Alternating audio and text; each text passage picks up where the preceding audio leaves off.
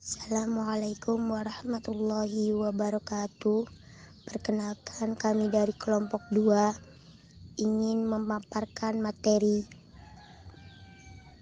mata kuliah usul fikih yang berjudul Sejarah Perkembangan Usul Fikih yang beranggotakan Ayu Ratnasari, Eko Priyanto, Siska, Tiara Alawiyah, dan Fahmi. Baik, singkat waktu presentasi kami mulai. Kepada pembaca materi dipersilahkan. Bismillahirrahmanirrahim. Assalamualaikum warahmatullahi wabarakatuh.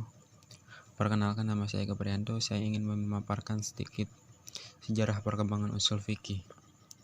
Sejarah tersendiri yaitu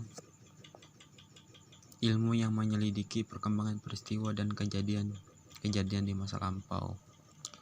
Dalam sejarah perkembangan usul fikih, sebagaimana ilmu-ilmu keagamaan lain dalam Islam, usul fikih tumbuh dan berkembang dengan tetap berpijak pada Al-Quran dan Sunnah.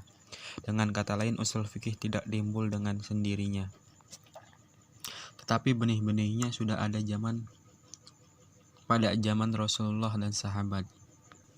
Masalah utama yang menjadi bagian usul fikih seperti ijtihad, qiyas, nas, dan taksis sudah ada pada zaman Rasulullah SAW dan sahabat.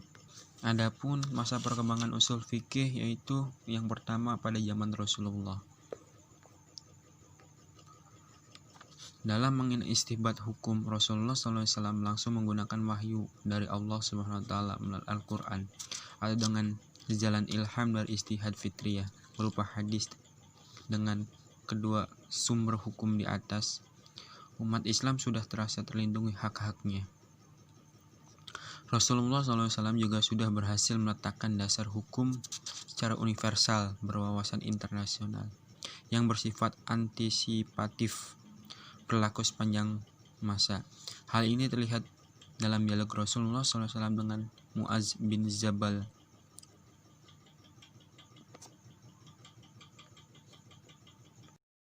Assalamualaikum warahmatullahi wabarakatuh. Saya di sini akan menyampaikan tentang pada masa sahabat. Pada masa sahabat, perluasan daerah kekuasaan Islam dimulai. Jumlah umat Islam semakin bertambah, peristiwa beragam terjadinya. Penetapan hukum sudah tidak dipegang lagi oleh Rasulullah SAW sebagai figur tunggal. Maka jalan yang ditempuh oleh para sahabat dalam menetapkan hukum suatu masalah adalah sebagai berikut. 1. Berpedoman kepada Al-Quran dan hadis dan istijad pada sahabat.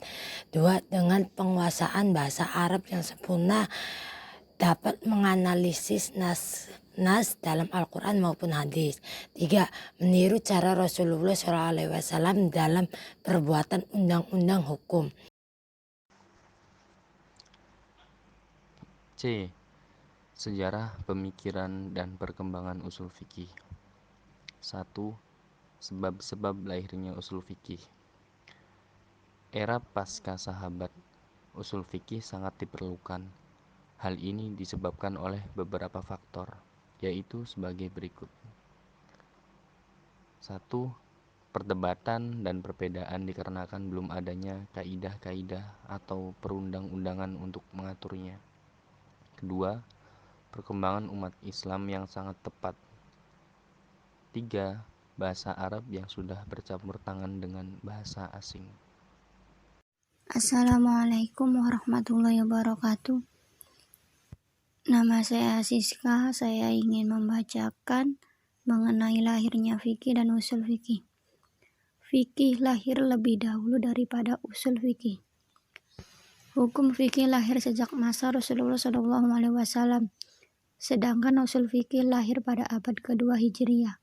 Istinbat hukum Islam pada masa Rasulullah SAW dan masa sahabat tidak membutuhkan qawaidul al-tashri' dan qawaidul al-lughah. Sedangkan pada masa sesudahnya, mulai abad kedua, memerlukan kaidah-kaidah tersebut dengan sebab-sebab tertentu. kodifikasi fikih lebih dahulu adanya dibandingkan usul fikih. Usul fikih lahir dahulu sebelum fikih. Usul fikih merupakan alat untuk menetapkan hukum fikih. Tanpa usul fikih tidak ada hukum fikih. Maka peran usul itu adalah apa-apa yang diciptakan di atasnya usul adalah lainnya usul, yaitu fikih. Proses penetapan hukum diperlukan adanya dalil dan kaidah-kaidah. Di dalam surat Al-Maidah disebutkan, penuhilah janji. Tetapi bagaimana hukumnya menepati janji? Apakah wajib, sunnah, atau mubah? Pada tahap ini belum ada ketentuan hukum secara pasti. Bila dikaji pada ayat tersebut ternyata terdapat fi'il amr, tepatilah. Kata amr mempunyai kaidah umum, yaitu perintah itu untuk mewajibkan. Dengan demikian, maka perintah yang terkandung dalam kata amr tersebut menunjukkan arti wajib. Jadi, hukum dihasilkan adalah bahwa menepati janji itu wajib. Terima kasih atas perhatian teman-teman semua. Kurang lebihnya mohon maaf. Billahi taufik wal hidayah. Wassalamualaikum warahmatullahi wabarakatuh.